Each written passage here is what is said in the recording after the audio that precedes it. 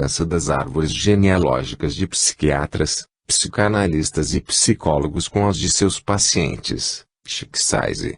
Também foi constatado que, nas árvores genealógicas de bombeiros, foram encontrados piromaníacos, na de juízes, paranoicos com compulsão de querela e assim por diante.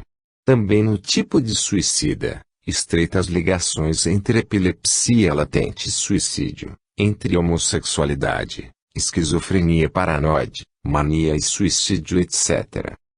É interessante notar que a literatura espírita lança também luzes nesse campo de pesquisa, a repetição das circunstâncias nas quais o espírito falhou em vidas passadas, ligações kármicas dentro ou fora do núcleo familiar, débitos e créditos e feição moral, o imperativo do resgate de dívidas do pretérito, etc. Zondi afirma que o ego deve tomar posição quanto às possibilidades do destino dadas, afirmá-las, incorporá-las, negá-las e, em casos extremos, até mesmo destruí-las. Para tal, deve usar a transcendência, através da ligação com uma ideia superior, tal como ideal, finalidade ou propósito da existência tanto individual quanto coletiva, como arte, ciência, religião, humanidade, etc. Para tal o ego deve unir-se, de maneira duradoura, com essa ideia. Do ponto de vista espírita, aquelas almas que conseguem realizar essa transcendência, de forma mais ou menos completa, são denominadas, por André Luiz, de completistas. É interessante recordar que o próprio Freud reconheceu a existência de uma instância moral na personalidade humana, a qual deu o nome sugestivo de superego. Contudo, as raízes desse mecanismo autorregulador de justiça e moralidade são bem mais profundas do que o imaginou o próprio Freud, com sua teoria reducionista, segundo a qual o superego seria uma simples introjeção do código de ética social a partir dos pais, educadores e da opinião pública, nada mais que isso. Seria um simples verniz superficial, fruto exclusivo do processo de socialização e de educação. Contudo, é bem provável que Freud tenha percebido a insuficiência desse conceito, e de outros, ao reformular, mais tarde, sua teoria, introduzindo os confusos conceitos, até certo ponto metafísicos, de eros e thanatos, ou seja, instinto de vida e instinto de morte. Pelo exposto, parece ter ficado demonstrada a importância dos aspectos hereditários, tanto do ponto de vista da ciência médica como da ciência espírita. Essa importância é também confirmada em relação às doenças mentais. Dongier afirma que o papel dos fatores genéticos no determinismo do comportamento é importante quer no homem quer no animal. Desde o nascimento, manifestam-se os traços de temperamento, tais como placidez, exigência, agitação, etc. Foi demonstrado que os genes entram em ação sob a influência do meio ambiente. Assim, um gene dominante poderá permanecer latente durante décadas e depois atuar, como ocorre na Coreia de Huntington, ou na doença de Pickens. Contudo, uma predisposição poderá permanecer inaparente durante toda a existência, tanto sob a coação de um meio favorável como de outros genes. Em diferentes idades, entram em jogo constelações diferentes de genes, e assim sua influência muda de acordo com a idade do indivíduo. Não existem, portanto, taras hereditárias, mas apenas genes predisponentes de ação intermitente. Destarte, na patogenia da doença mental, bem como do crime, por exemplo, existe um movimento dialético entre a endogeneidade e a influência do meio ambiente. A essa dialética acrescenta o espiritismo a noção de livre-arbítrio, com a qual muitos cientistas materialistas não concordam, por considerarem o comportamento humano mera resultante de forças mecânicas, desprovidas de qualquer finalidade, sentido ou propósito. Assim, uma neurose ou até mesmo uma psicose poderão permanecer latentes a vida inteira, se o destino pessoal fornecer condições existenciais favoráveis. Na literatura espírita, São inúmeros os exemplos de almas de elevada evolução que adentram a vida material em condições bastante adversas, com o objetivo único de auxiliar entes queridos na luta contra os percalços de destinos trágicos, com enormes riscos de novas quedas morais. Uma carga genética perturbada não poderá, todavia, manifestar seus efeitos senão através de uma hipersensibilidade às alterações ambientais. A medicina demonstrou que todas as doenças hereditárias são erros congênitos do metabolismo. Cada gene corresponde a uma enzima, e a doença deve-se, em última análise, a um distúrbio da síntese proteica, o DNA produzindo o RNA mensageiro no metabolismo celular. A transmissão genética pode ser de feição dominante, recessiva ou ligada ao sexo. Segundo a genética, esse processo se dá de maneira casual ou aleatória. Segundo o espiritismo, por trás dessa aparente casualidade existe uma causalidade espiritual. Em medicina, a genética ganhou enorme impulso através do estudo de gêmeos uni e bivitelíneos, e foram descobertas semelhanças sobretudo nos casos de Folia-Deux, mas os resultados desses estudos são contraditórios. Mas, a medicina já descobriu que, no caso das oligofrenias, de fundo genético, o tratamento precoce, com dosagens de metabólitos sanguíneos e urinários anormais, permite prevenir a doença, que, de outro modo, prosseguiria seu curso inexorável. Esse exemplo tipifica o grau em que a ciência, ou os cuidados, podem modificar o destino de um indivíduo. Em relação aos casos de trissomias, Klinefelter apresenta 20% de retardo mental, enquanto que a síndrome de Turner leva a problemas médico-legais, com baixo quociente intelectual e anormal taxa de criminalidade, imaturidade, insegurança, impulsividade, forte libido sexual associada a baixa potência sexual, com indução de delitos sexuais, além de problemas de caráter, de alcoolismo etc. Todavia, alguns desses indivíduos conseguem ter uma vida normal. A esquizofrenia, a psicose maníaco-depressiva, o nível de inteligência, as personalidades sociopáticas etc. têm um componente hereditário mais ou menos pronunciado. Contudo, os conhecimentos atuais do modo de transmissão das doenças mentais permanecem no terreno das probabilidades, como já foi dito. A doutrina espírita explica determinados casos de doenças mentais como sendo condicionados por fatores extrafísicos, ou espirituais. Tais doenças possuem uma etiopatogenia de fundo espiritual, básico, e apenas secundariamente a personalidade e o corpo físico são atingidos. Os fatores espirituais desencadeadores podem ser divididos em duas categorias distintas, intrínsecos e extrínsecos. Os fatores intrínsecos são aqueles inerentes à própria personalidade, quer encarnada quer desencarnada. A sua fisiopatologia não seria primariamente orgânica, pois estaria na dependência do mau funcionamento do corpo espiritual, também denominado perispírito ou psicossoma. Essa categoria não suprime as doenças aceitas pela psiquiatria, tanto as organogênicas como as psicogênicas. Segundo terminologia espírita, tais patologias de origem espiritual são encontradas em personalidades que habitam o umbral, nome dado aos planos espirituais inferiores, ligados à crosta terrestre. Essa inferioridade é tanto de ordem física, pelo baixo teor vibratório da matéria que o compõe, como psíquica, pelo baixo nível de consciência, ou de evolução dos espíritos que nele habitam. Tais personalidades, quando encarnadas, apresentam distúrbios independentes de alterações cerebrais físicas. A análise psicológica também não consegue determinar uma causalidade psicogenética.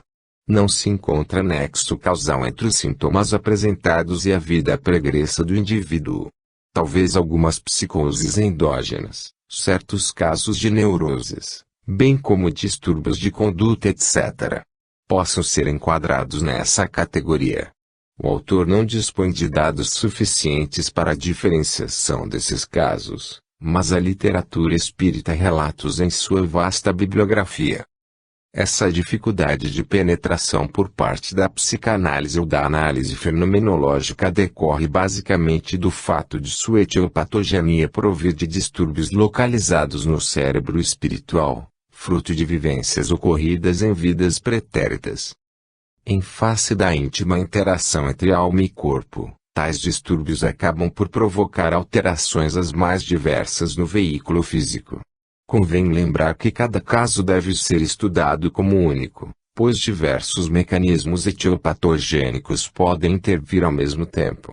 A descrição aqui feita é incompleta e insuficiente e caberá aos futuros especialistas elucidação de casos tão complexos e clarear esses meandros ainda insondáveis da propedêutica psiquiátrica. No livro Evolução em Dois Mundos Feb. 1958, a Luiz faz referência a doenças secundárias, porquanto a etiologia que lhes é própria reside na estrutura complexa da própria alma pag. 208. O Espiritismo considera a alma como coisa, que tem existência per si, e naturalmente ela é dotada de uma fisiologia própria e, consequentemente, existem possibilidades as mais variadas de ocorrências patológicas, como assevera o próprio André Luiz. Talvez devido a esse fato está, ainda, a psiquiatria perdida nos meandros da etiopatogenia. Em psicopatologia, aos fenômenos deficitários impenetráveis pela lógica do analista, dá-se o nome de sintomas primários.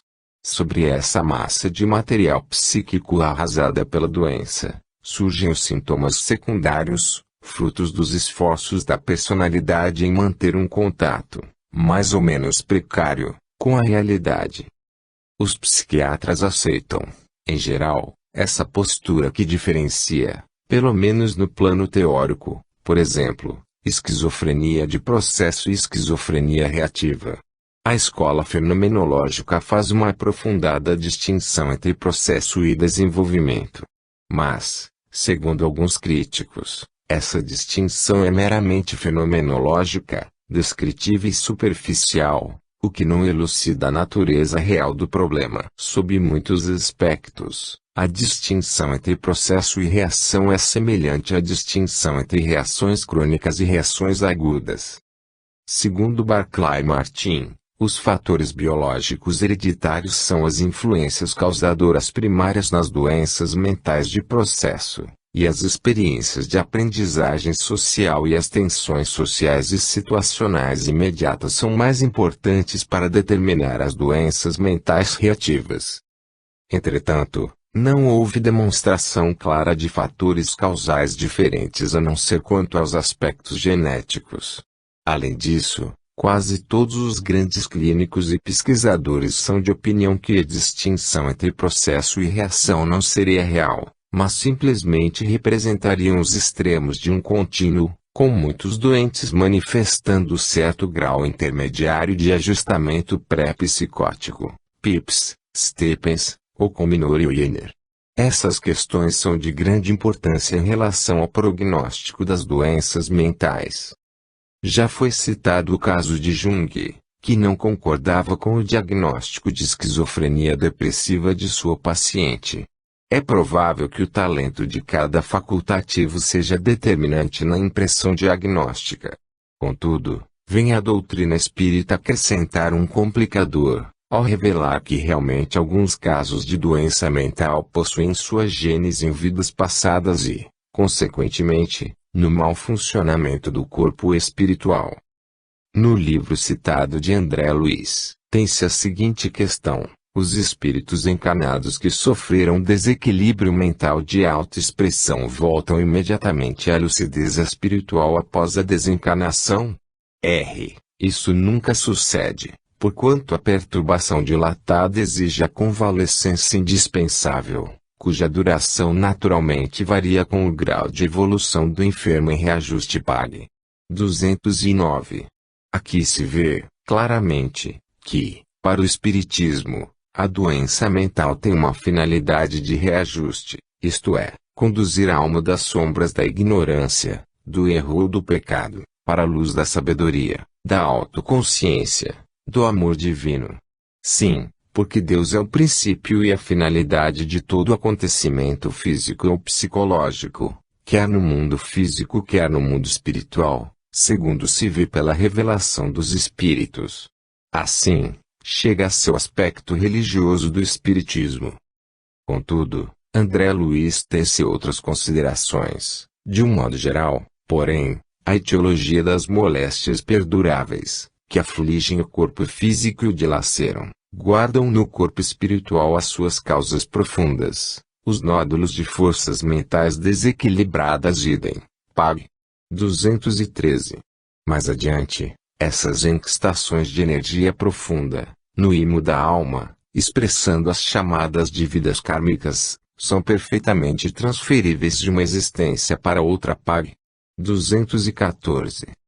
André Luiz revela que, na espiritualidade, os servidores da medicina penetram, com mais segurança, na história do enfermo para estudar, com o êxito possível, os mecanismos da doença que lhes são particulares. Aí, os exames nos tecidos psicossomáticos com aparelhos de precisão, correspondendo às inspeções instrumentais e laboratoriais em voga na Terra, podem ser enriquecidas com a ficha kármica do paciente, a qual determina quanto à reversibilidade ou irreversibilidade da moléstia, antes de nova reencarnação, motivo por que numerosos doentes são tratáveis, mas somente curáveis mediante longas ou curtas internações no campo físico, a fim de que as causas profundas do mal sejam extirpadas da mente pelo contato direto com as lutas em que se configuram, porque, mesmo no mundo, todo remédio da farmacopeia humana, até certo ponto, é projeção de elementos quimioelétricos sobre as agregações celulares. Contudo, na esfera superior, a psicoterapia e o magnetismo, largamente usados no plano extrafísico, exigem do médico grandeza de caráter e pureza de coração. Cite. Pags. 215 e 216. Seria impossível resumir, neste trabalho, todos os meandros espíritas pertinentes ao tema. A segunda categoria de doenças mentais de fundo espiritual é aquela condicionada por fatores extrínsecos alheios à personalidade do doente, quer no plano físico quer no plano espiritual. A nosologia psiquiátrica classifica as reações exógenas, como Boefer, por exemplo, como aquelas condicionadas por fatores físicos ou químicos alheios às funções instrumentais da vida de relação. O tema que difere, por serem os fatores exógenos de fundo espiritual. Trata-se do vastíssimo campo das influenciações espirituais, descritas por Allan Kardec, como obsessão simples, fascinação e subjugação espirituais. O termo obsessão aqui difere daquele usado para descrever a obsessão encontrada na neurose obsessivo-compulsiva, que é um sintoma psicológico formado pelos mecanismos de defesa do eu, tais como repressão, deslocamento e isolamento, tendo como resultado final um pensamento impositivo que provoca pugna interna. Uma neurose obsessivo-compulsiva pode, entretanto, vir associada a influenciações espirituais. Os mecanismos psicodinâmicos que lhes são peculiares não devem, entretanto, ser negligenciados. Essa neurose é uma das mais difíceis de ser tratadas e geralmente não possui bom prognóstico. Os pensamentos obsessivos se impõem repetidamente à consciência e são percebidos geralmente como irracionais, indesejáveis, e dificilmente controláveis ou elimináveis. B. Martin, Psicologia da Normalidade.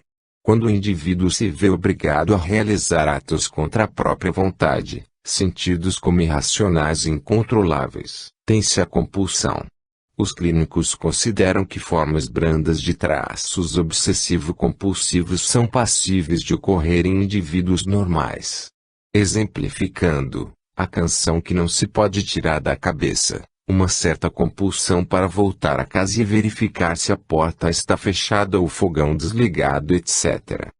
Quando fruto de mecanismos de defesa do eu, ou mecanismo de ajustamento, podem ser enquadradas no que mestre russo Aksakov denomina personismo, animismo e espiritismo, FEB, 1978.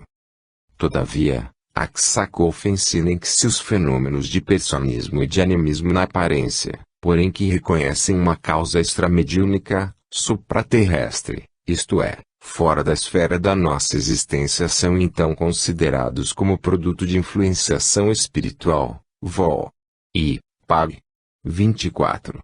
Quando perturbadores e causadores de distúrbios mentais são ditas, por Allan Kardec, como obsessão simples, fascinação ou subjugação. Tais casos não apresentam necessariamente uma patoplastia espírita, e podem apresentar quadros, tais como distúrbios de personalidade, raptos de humor, diversos graus de neurose, até quadros psicóticos francos. Esse posicionamento dualista psicofísico aplicado à psiquiatria é de grande importância para o diagnóstico, prognóstico e terapêutica dos distúrbios psíquicos e merece ser melhor investigado pelas mentalidades científicas.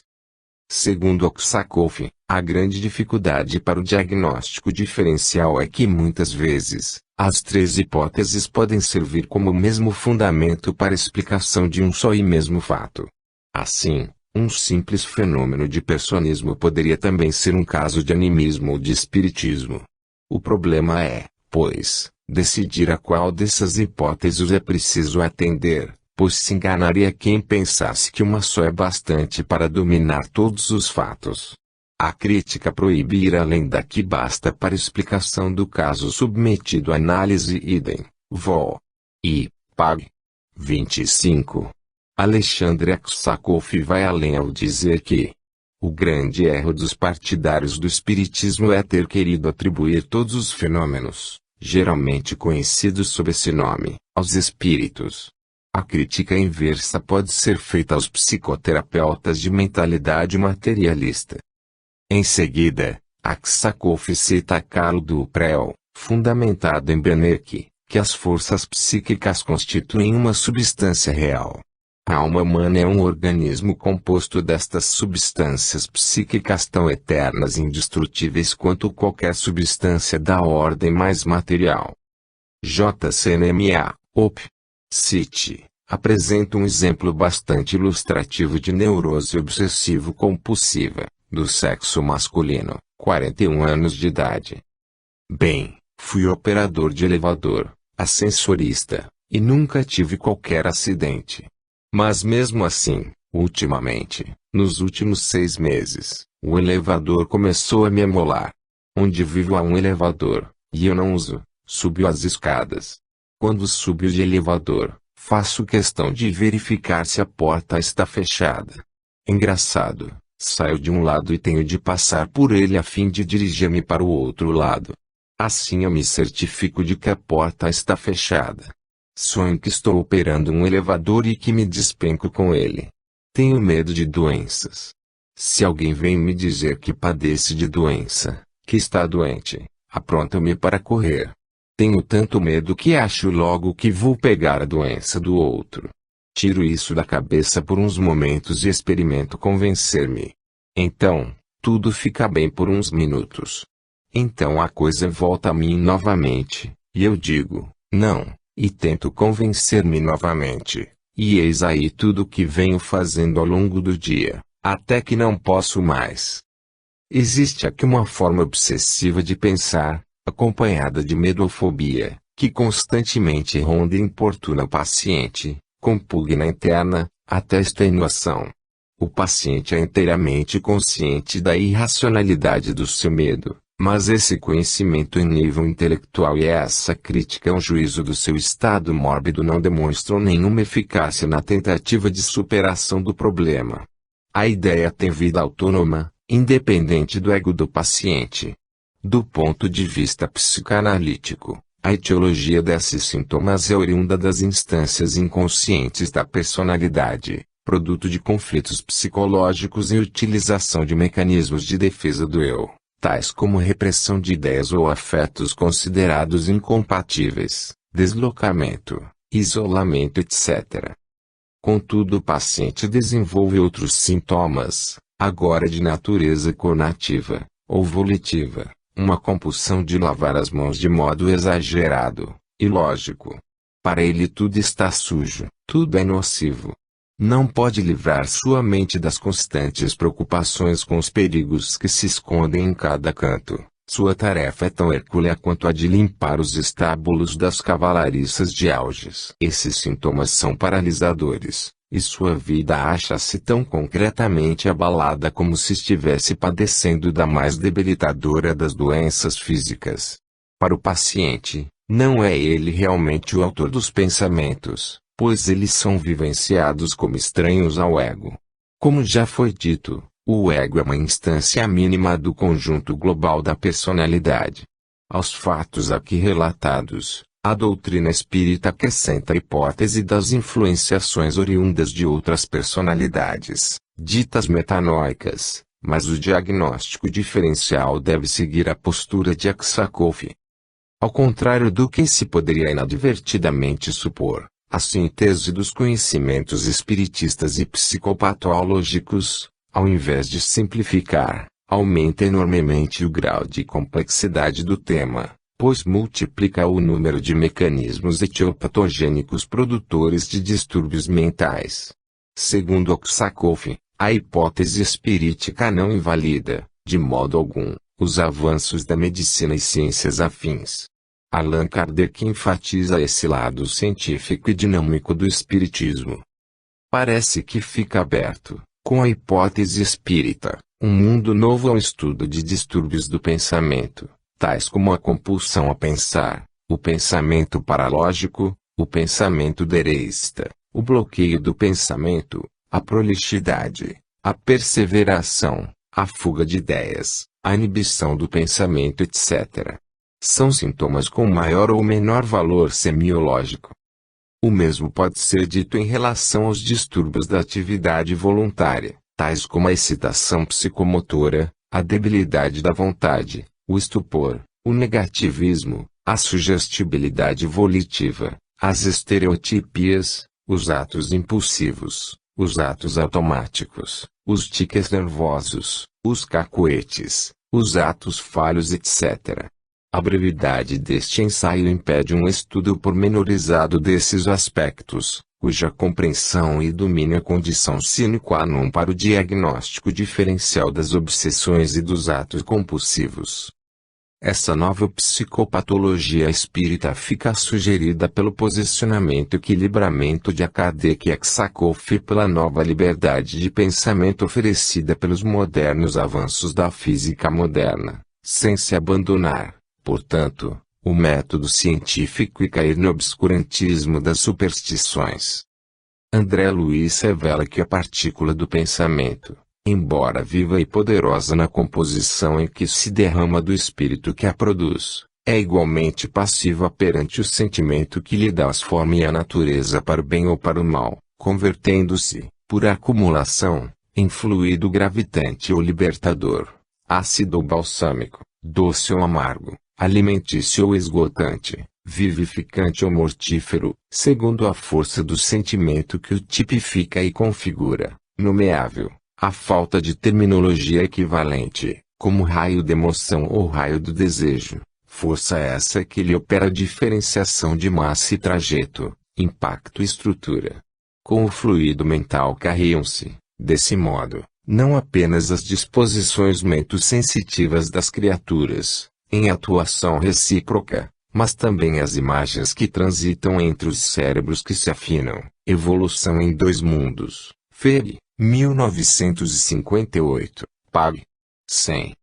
Isso é possível porque, recapitulando, a partícula de pensamento possui estrutura, tal como o átomo, podendo ser classificada em diversos tipos, conforme a qualidade, quantidade, comportamento e trajetória dos componentes que a integram. De start, a atuação dos espíritos não tem nada de sobrenatural, mágica ou milagrosa, nem é também equivalente à onda negra do misticismo, como supôs, erradamente, Sigmund Freud.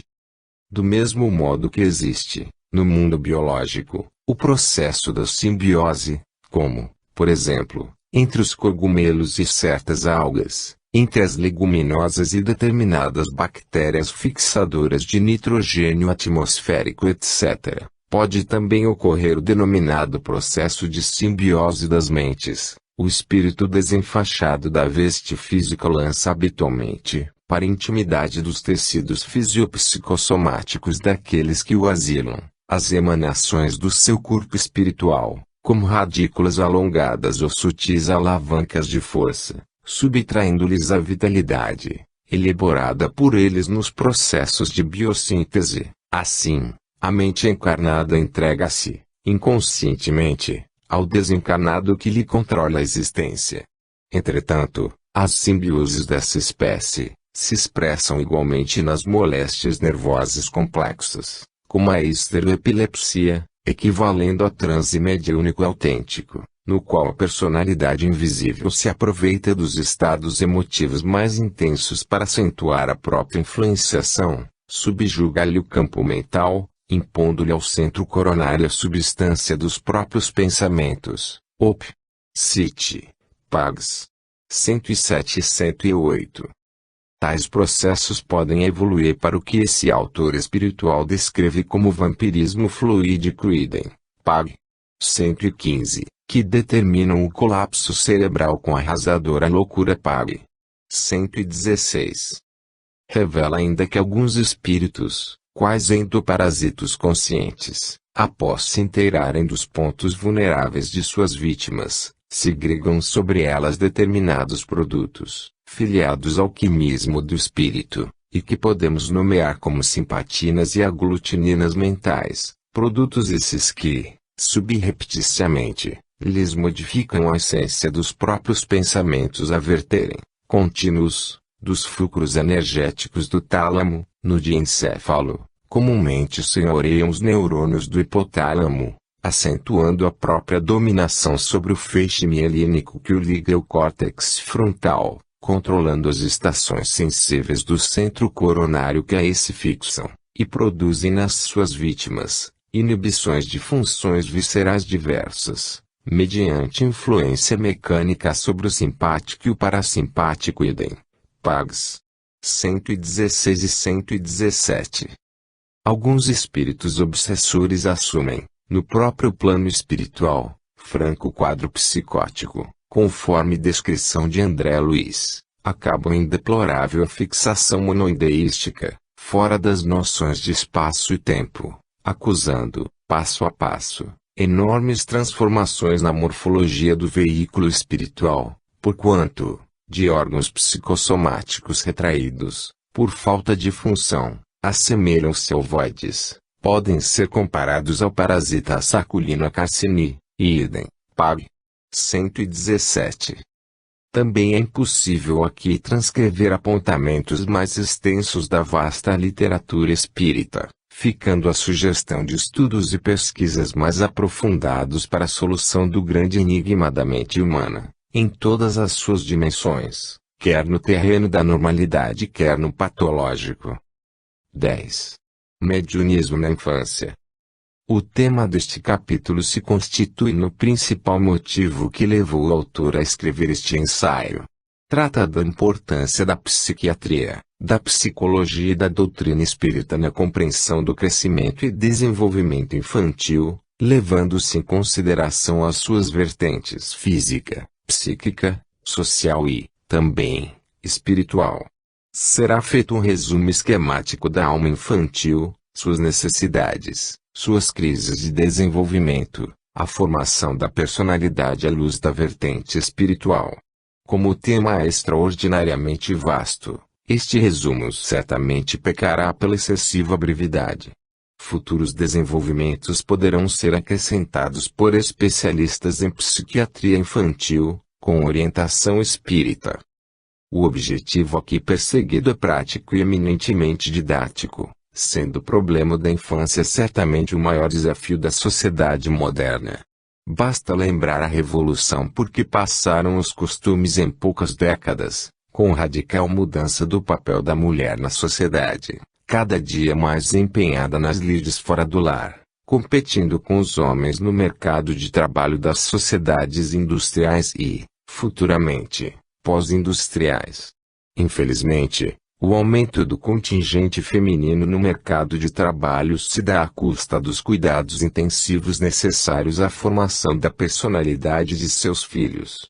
Até mesmo os métodos de concepção in vitro, mães de aluguel etc. são temas ainda pouco compreendidos em suas consequências últimas ao estruturamento da alma infantil. Se se considerar o problema da criança abandonada, sem lar, criada pelas ruas das grandes cidades, a perplexidade toma conta de quem se debruça sobre a maior tragédia dos tempos modernos. A criança é o ser mais indefeso do reino animal em face do longo período necessário ao seu desenvolvimento e maturação e das enormes complexidades da alma infantil, além dos elevadíssimos padrões de integração psíquica, somática, social e espiritual necessários à maturação da personalidade infantil. Inicialmente serão resumidos alguns conceitos médicos do crescimento e desenvolvimento da criança, para depois acoplarem-se dados fornecidos pela doutrina espírita, que, também aqui, longe de simplificar, aumenta enormemente o grau de complexidade desse magno problema. Convém relembrar que os conhecimentos se acham longe de estar esgotados, tanto por parte das ciências médicas como por parte do espiritismo. Aliás, o caráter evolutivo e não dogmático dos conceitos espíritas foi enfatizado pelo seu principal sistematizador, Hippolyte Léon Denisard Rivail, ele próprio eminente pedagogo e discípulo do grande mestre suíço Pestalozzi, a quem deveu sua formação acadêmica. Convém relembrar, desde logo, a discordância fundamental entre a psiquiatria e a psicologia acadêmicas e a doutrina espírita. Para as primeiras, a mente do nascituro é uma tábula rasa, não possuindo qualquer material psíquico, sendo, pois, inteiramente virgem, somente com o desenvolvimento psicofisiológico do cérebro e o amadurecimento dos órgãos dos sentidos, e através do aporte dos impulsos nervosos aferentes, eliciados pela estimulação sensorial dos órgãos dos sentidos, começa a estruturação do aparato mental da criança. A doutrina espírita refuta tal premissa. Um grande psiquiatra, C.G. Jung, também a refuta, ao admitir a existência de material psíquico congênito, de natureza hereditária, os denominados arquétipos. Embora os postulados espíritas não invalidem a hipótese do mestre de Zurich, eles vão muito além, ao revelar que a personalidade da criança alberga um espírito reencarnante, com vastíssimo repositório de material psíquico, formado através da evolução da alma, ao passar, por eras incontáveis, pelos vastos reinos mineral, vegetal e animal. Essa evolução culminou com a espécie humana, mas não para aí, estando destinada a atingir os níveis denominados angélicos. Sim, o Espiritismo ensina que a mente humana ainda está nos seus primórdios evolutivos e alberguem-se as forças teleológicas que a impulsionarão para as culminâncias das consciências cósmicas, após milênios de futura evolução. Aliás, a hipótese palingenésica não tem nada de novidade, e Platão já dizia que aprender é recordar. Sócrates, o gigante espiritual que o precedeu, também comungava com essa hipótese, possuindo ele mesmo desenvolvidas faculdades mediúnicas, conforme atestam relatos históricos a respeito do seu daimon particular. Mas, o que já se tem de concreto a respeito do desenvolvimento da mente encantadora da criança? A interpretação que a maioria das pessoas dá a adágios como de pequenas sementes crescem grandes carvalhos ou tal pai, tal filho, indica que a importância da hereditariedade é geralmente aceita. Nos capítulos precedentes já foi feito um resumo do papel da hereditariedade e do ambiente interagindo no comportamento. Também se costuma dizer que de pequenino se torce o pepino. Segundo Leslie F. Malpass, o comportamento humano, as diferentes posições sobre a natureza humana têm sempre algum apoio biológico, e ainda que muitos pensem que se possa transcender a biologia, não se pode evitar a natureza biológica. Aliás, essa é exatamente a posição espírita, como já foi tentado demonstrar ao longo dos capítulos precedentes. O corpo e a alma são duas faces de uma mesma moeda, embora essas categorias possam ser dissociadas entre si, conforme demonstra o próprio medianismo ou a sobrevivência da alma após a morte do corpo físico. Contudo, essa dissociabilidade não anula a interação mente-corpo. Carl Gustav Jung afirma que, além dos caracteres biológicos, também determinados fatores psíquicos podem ser transmitidos por meio dos mecanismos da hereditariedade. Alguns estudos de antropologia cultural parecem confirmar essa intrigante hipótese, embora se saiba que, segundo o Espiritismo, muito do que se supõe seja hereditário, na realidade, faz parte do conteúdo psíquico oriundo de vidas passadas. Esse assunto está longe de ser totalmente esclarecido. A alma infantil assenta, pois, suas bases na anatomofisiologia do sistema nervoso e os demais sistemas correlatos essenciais à vida de relação.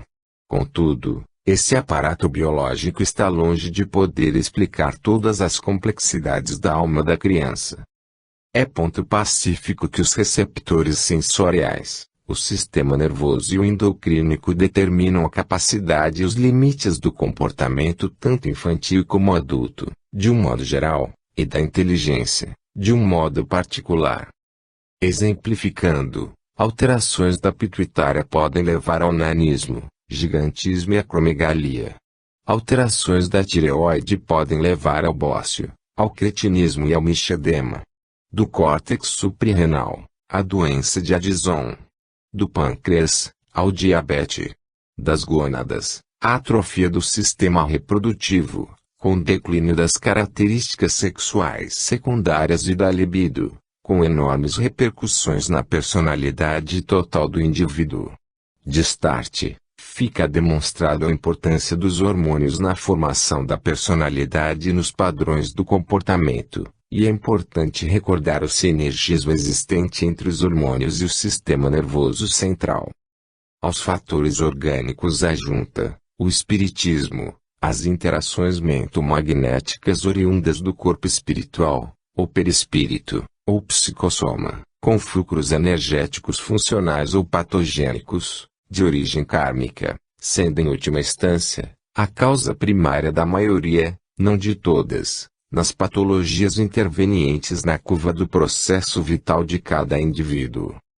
Mas, no processo ultracomplexo de formação do ego infantil, um outro elemento é de fundamental importância, a aprendizagem, ou seja, uma modificação mais ou menos permanente do comportamento, resultante de atividade, treinamento especial ou observação 1961. Uma enorme quantidade de pesquisa indica que as condições biológicas e psicológicas podem influenciar decisivamente tanto a discriminação dos estímulos como as respostas do comportamento, tanto aparente como velado. Aos estímulos sensoriais, que bombardeiam diuturnamente o córtex sensorial, acrescenta, o espiritismo, as ondas mentomagnéticas oriundas das personalidades das figuras parentais, ou não, que compõem a atmosfera psíquica do recém-nascido. Na visão do autor, os postulados espíritas se ajustam aos modernos avanços de escolas científicas, tais como o behaviorismo, a reflexologia etc. De um modo mais completo que as teorias de personalidade mais em voga no mundo acadêmico. Isso não implica a negação da maioria dos pressupostos dessas escolas. Além da aprendizagem e do aparato psicossomático, também as drogas possuem capital importância sobre a discriminação de estímulos e outros aspectos do comportamento. Podem citar-se, entre outras, o álcool, a morfina, a heroína, a cafeína, os tranquilizantes menores, os antidepressivos, os anticomerciais, os neurolépticos etc. Droguissa Behavior, Uri Miller. Indo mais a fundo, a compreensão do processo de formação da personalidade do nascituro não pode prescindir dos conceitos de condicionamento operante e respondente.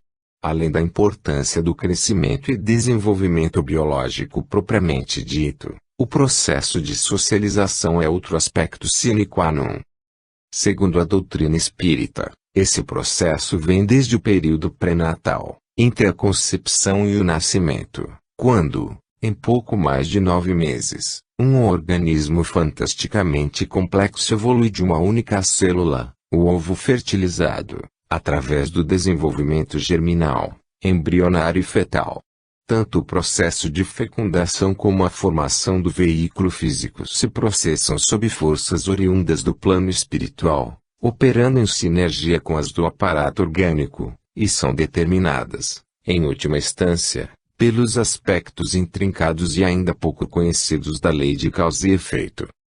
A posição espírita revela que, já a partir da fecundação, se processa a acoplagem do espírito reencarnante à matéria orgânica, e as interações físicas e anímicas, com o complexo corpo-espírito materno, amplamente estudados na literatura espírita. Existem alguns relatos de que é possível a determinados espíritos reencarnantes, na dependência do grau de evolução espiritual dos mesmos, conseguirem um relativo grau de conscientização deste estágio. Podem, entretanto, ocorrer choques vibracionais entre o espírito reencarnante e o materno, provocando algumas das denominadas gravidez de risco, até mesmo com possibilidade de afecções orgânicas mais ou menos graves, tais como a hipermese gravídica ou ainda casos de eclâmpsia. Contudo, essa hipótese é demasiado complexa para ser discutida neste resumo. Um exemplo clássico de relação mãe e filho na fase intrauterina pode ser visto em Lucas, capítulo 1, vers. 39 e 45. Naqueles dias, Maria se levantou e foi às pressas às montanhas, a uma cidade de Judá. Entrou em casa de Zacarias e saudou Isabel. Ora, apenas Isabel viu a saudação de Maria, a criança estremeceu no seu seio. E Isabel ficou cheia do Espírito Santo. E exclamou em alta voz: Bendita és tu entre as mulheres e bendito é o fruto do teu ventre. Donde me vem a honra de vir a minha mãe de meu Senhor? Pois, assim que a voz de tua saudação chegou aos meus ouvidos, a criança estremeceu de alegria no meu seio. Ora, com os conhecimentos espíritas essas e outras passagens deixam de ser meras superstições. Parece que, com isso, fica demonstrado o papel fundamental dos aspectos psicológicos e espirituais durante a gestação. Também o alcoolismo, os traumas emocionais durante a gravidez podem produzir repercussões tanto físicas quanto psíquicas no feto. Não se deve desprezar o papel da figura paterna, e o complexo biopsicofluídico dessa tríade ainda está longe de ser elucidado. Junte-se impressionantes considerações sobre esse tema apaixonante: o desenvolvimento da personalidade, ed. Vozes, 1981. A respiração já é possível no 6º mês após a concepção, quando o feto mede aproximadamente 30 centímetros e pesa cerca de 700 gramas. Ao fim do 7º mês, vários movimentos reflexos, possivelmente relacionados a funções de conservação, estão em pleno desenvolvimento, tais como o reflexo de sucção e o reflexo de pressão. O feto humano pode ser condicionado a movimentar-se ao som de um apito. Estudos sobre respostas condicionadas de fetos têm sido utilizados para demonstrar que o nascituro pode aprender. Como o córtex não está funcionalmente desenvolvido na época do nascimento, este tipo de aprendizagem deve ser conseguido por intermédio de estruturas subcorticais. Como já foi dito, nos capítulos precedentes, que as funções mediúnicas e paranormais têm suas bases assentadas no subcórtex, pode-se inferir que já durante a gestação é possível ao nascituro receber influências outras que não do espírito materno, mediúnicas. Fioler, 1962, submeteu ratas prenhes à irradiação e pôde observar nas crias um comportamento pós-natal estranho. Crianças nascidas de mulheres grávidas que sobreviveram ao Holocausto de Hiroshima tendem a mostrar várias reações físicas e comportamentais incomuns. Sears, Mark Kobielewin, 1952, verificaram existir relação entre o relato verbal de estados emocionais da mãe e o comportamento posterior dos filhos. Ratas prenhes submetidas a estímulos provocadores de medo pariram ratos mais ou menos emocionais do que os ratos descendentes do grupo de controle. Quando a placenta não é mais capaz de fornecer nutrição ao feto, e o mesmo tem condições de maturidade para sobreviver fora do útero materno, dá-se o nascimento. Segundo Smith, 1961, parece haver relação entre o medo da mãe de sentir a dor do parto e a dor que ela posteriormente comunica ter sentido. Os obstetras recomendam parto natural, pois ele dá maior satisfação à mãe e reduz as possibilidades de prejuízo à criança. O recém-nascido tem comportamentos reflexivos, tais como respirar, sugar, engolir, digerir, evacuar, reflexo plantar, agarrar e de alarme, reflexo de Moro. Stanley propôs a teoria da recapitulação, o aparecimento e o desaparecimento da cauda pré-natal. A sequência engatinhar caminhar recapitulam o desenvolvimento gradual da espécie humana, de um animal de 4 pernas para um animal bípede. Em outras palavras, a ontogênese recapitula a filogênese. Em Evolução em Dois Mundos Febbre, 1958, André Luiz faz uma brilhante descrição desse processo tanto da perspectiva do plano físico como espiritual. Segundo ele, a evolução física é paralela e sinérgica à evolução do corpo espiritual, desde o reino mineral, passando pelos reinos vegetal e animal, até a culminância atual na espécie humana, que, de modo algum, representa o ponto final do processo evolutivo da alma. A partir do parto, a criança inicia o processo de maturação, o desenvolvimento biológico, que leva a mudanças de estrutura e de comportamento. Na maioria das atividades de desenvolvimento durante a infância, por exemplo, caminhar, falar, treinamento das dejeções etc., há pouca vantagem em proporcionar treinamento antes da maturação das estruturas e processos biológicos relevantes. Além dessas tendências, Piaget, 1954, apontou outra tendência de desenvolvimento de caráter social, o eixo egocentrismo-socialização.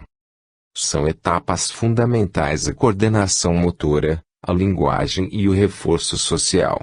Segundo Gesell e LLG, a criança avança 2 passos e retrocede 1, descrevendo uma espiral de desenvolvimento. Ex observou em determinados animais o interessante fenômeno ao qual denominou imprinting, o qual pode ser observado também nos seres humanos. As crianças podem ser impressas para um conforto de contato, ou estimulação tátil cinética, na idade de 10 a 12 meses.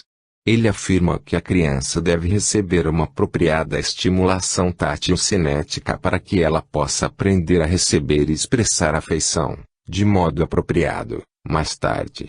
Como será visto nos próximos parágrafos, isso é de fundamental importância ao desenvolvimento afetivo da personalidade adulta, e serão vistas as mutilações, irreversíveis, provocadas nas crianças que passam longos períodos em orfanatos, creches, hospitais ou mesmo em lares onde os cuidados maternos são insuficientes.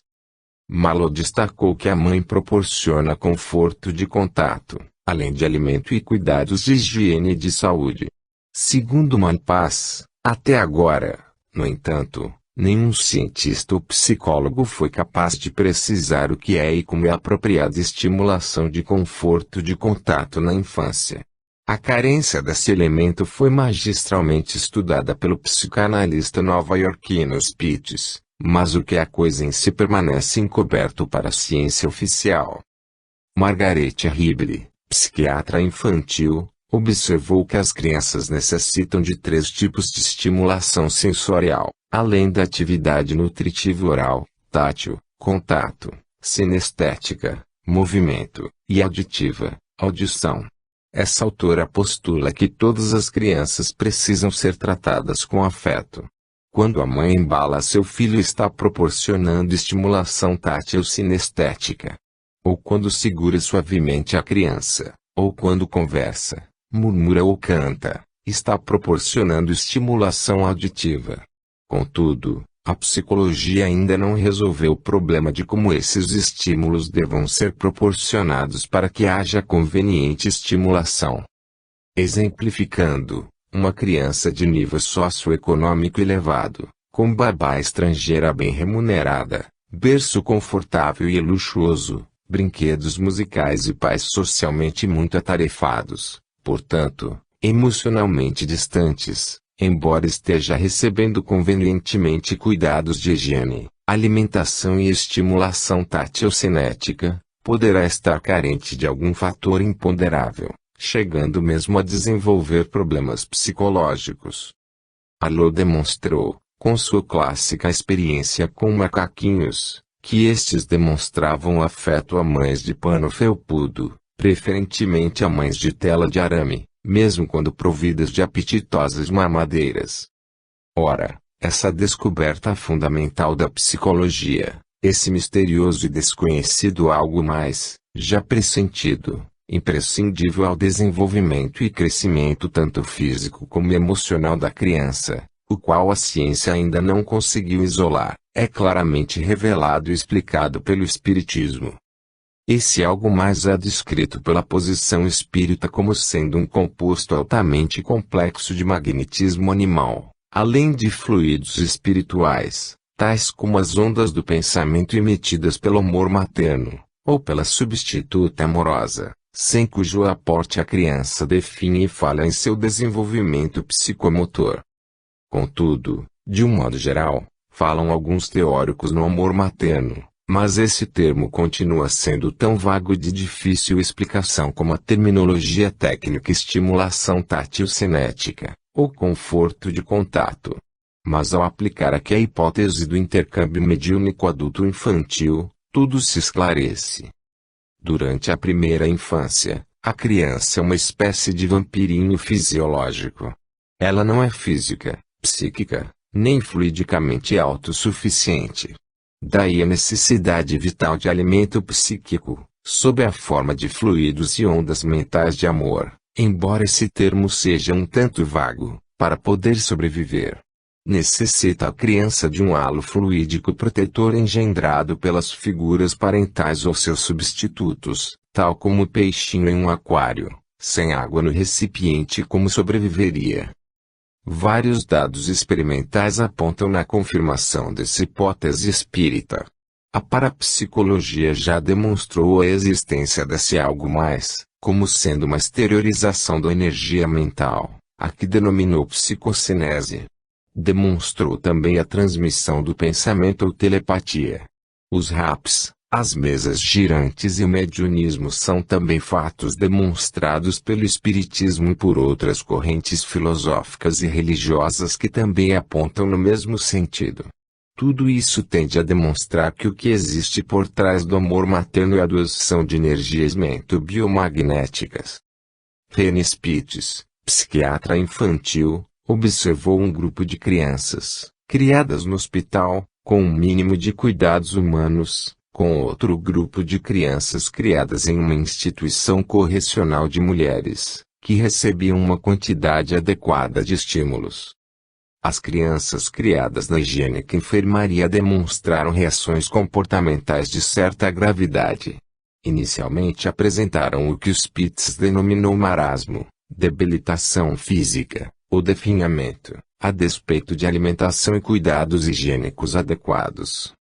Ao marasmo sucede a depressão anaclítica, a aguda ausência de resposta à estimulação ambiental, apesar de não ter insuficiência orgânica. Ela não reage a sons altos, luzes projetadas etc. Estudos de Yale e outros indicam que o tipo e a quantidade de estimulação tátil-cinética influenciam tanto o comportamento infantil como comportamentos futuros, na adolescência e na fase adulta.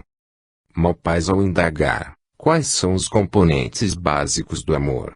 Responde que até agora esta pergunta tem sido respondida por poetas, escritores e filósofos, mas não por cientistas. A doutrina espírita lança novas claridades sobre esse assunto tão palpitante como fundamental ao desenvolvimento da personalidade. Alô, 1962, destaca também a importância e a conveniência do relacionamento social, como brincar com outras crianças e companheiros. Outra fonte de perturbação no desenvolvimento e crescimento infantil é a rejeição. Os pais podem demonstrar rejeição